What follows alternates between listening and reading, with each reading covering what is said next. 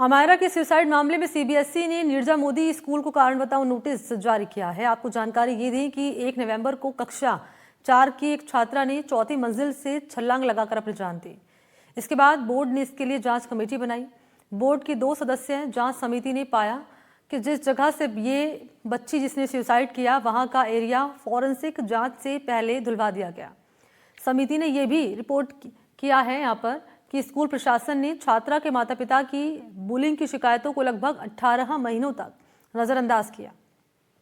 इस मामले में अभी भी पुलिस के हाथ खाली हैं, लेकिन जांच की धीमी गति कई सवाल खड़े कर रही है।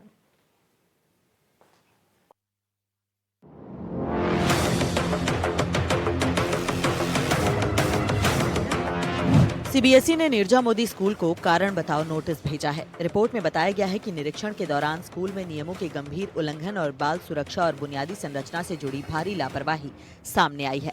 समिति के मुताबिक स्कूल बच्चों के लिए स्वस्थ माहौल बनाए रखने में विफल रहा और बाल संरक्षण से जुड़े वैधानिक दायित्वों का पालन नहीं किया। बोर्ड ने स्कूल प्रबंधन से स्पष्टीकरण मांगा है। स्कूल को 30 दिनों के भीतर जवाब देने का समय दिया गया है, जिसके बाद बोर्ड नियमों के अनुसार आगे की कार्रवाई कर सकता है। आपको बता दें कि बोर्ड ने इस घटना के 2 दिन बाद यानी कि 3 नवंबर को 2 सदस्यीय समिति गठित कर विद्यालय का आकस्मिक निरीक्षण किया था, जिसमें ये पाया गया कि कुछ सुरक्षा प्रावधानों की अनदेखी की गई है। छात्र आईडी कार्ड नहीं पहन रहे थे, सुरक्षा समिति नहीं बनाई गई थी और 5000 से ज्यादा विद्यार्थियों के बावजूद सीसीटीवी निगरानी अपर्याप्त थी।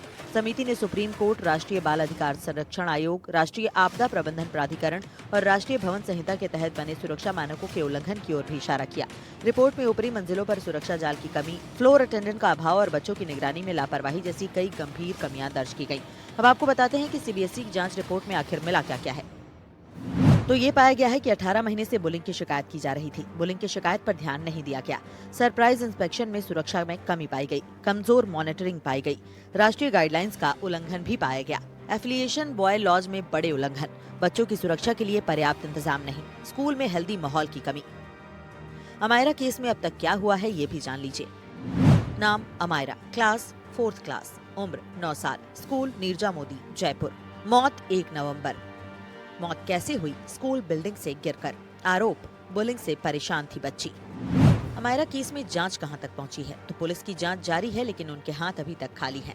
सीबीएसई की जांच में कई कमियां मिली हैं। एनसीपीसीआर की जांच रिपोर्ट का इंतजार हो रहा है।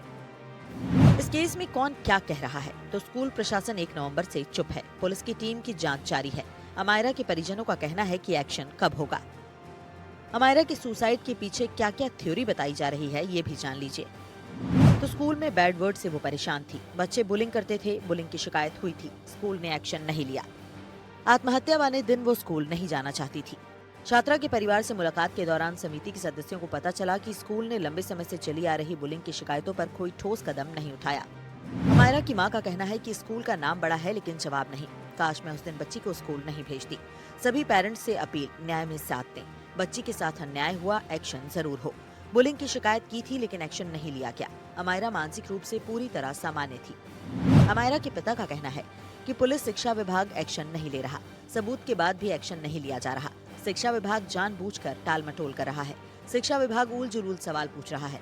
बच्ची को हैलोवीन का सपना आया, ये सवाल पूछा गया।